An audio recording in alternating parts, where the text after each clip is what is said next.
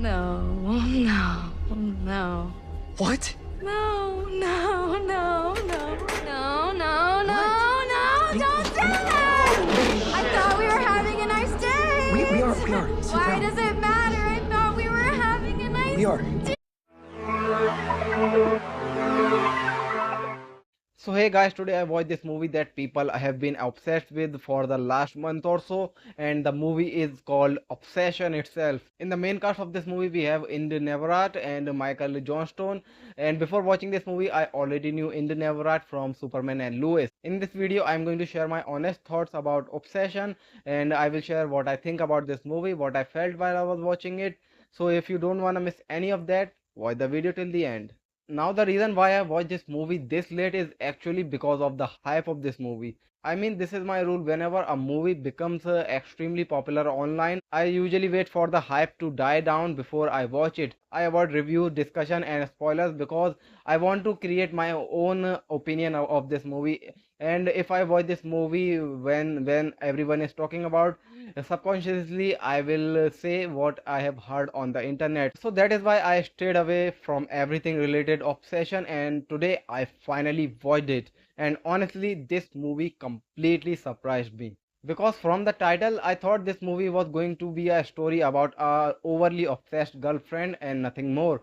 But I didn't know was that this movie has supernatural element in it. That caught me completely off guard, and for a while I was genuinely confused. I kept wondering whether Nikki was acting this because of Bear's wish, or she had secretly been obsessed with him all along, and that's where the movie hooked me. And as the story goes forward, it gets crazier and crazier. The level of obsession shown in this movie is honestly terrifying.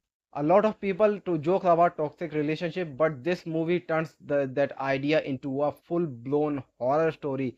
And yes, I really consider this movie is a legitimate horror movie, not a relationship drama, not a romantic thriller. It is a legit horror movie, and it even has some genuinely effective jump scares. If we talk about my favorite jump scare, my favorite moment in the movie, it was the creepiest moment in the movie too.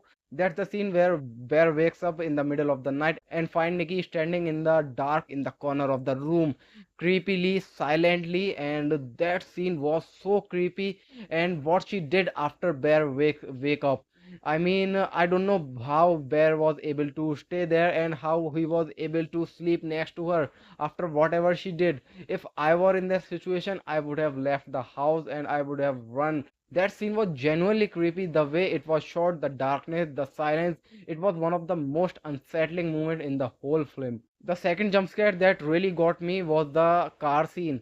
When Bear and Sarah was having a conversation in the car and Nikki shows up out of nowhere and she broke the window of the car. I mean, first I thought she just broke the window and she just smashing the head of Sarah into the steering wheel. But then I saw she had a brick in her hand, and what she did with that, it was horrible as hell. I mean, what she did with Sarah and how fast everything happened, it was crazy. And after that, this movie get crazier by every second. It was so good. Sometimes I was laughing because of how quickly everything is going out of control, but at the same time I was also feeling bad for Bear because his entire life is falling apart simply because he made a one stupid wish. Honestly, if there's a one lesson in this movie, it is be careful what you wish for. The movie is basically almost 2 hours warning about making careless wishes. Now let's talk about the performance of the actors in this movie.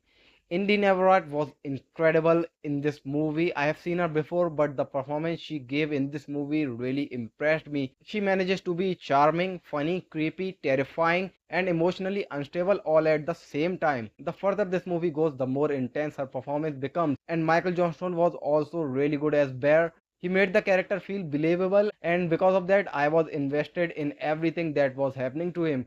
The chemistry between the two leads in the movie was the biggest reason why this movie works. And when you look at the budget of this film, it becomes even more impressive. They achieved a lot with very limited resources. That's probably one of the reasons why the movie has become such a success. People are still talking about it, people are still going to watch it, and even in India, they are still playing this movie in theater and people are still going to watch. And one more thing that I loved about this movie is that I always appreciate a horror movie without a ghost. I love when they create the horror with the situation, with the dialogues, with the expression, without using ghost. And this movie is a pretty good example for that, because there is no ghost. Still, this movie is really terrifying. And I always look for these kind of horror movies when there is no ghost in the movie. Still, the movie manages to be terrifying as hell. Overall, Obsession is absolutely worth watch. It surprised me, entertained me, scared me, and kept me invested from the beginning to the end.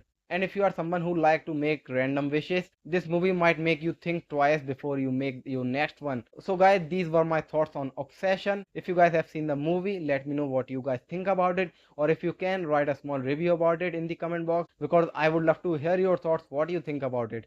So that's all in this video. I'll see you in the next one. Till then, take care.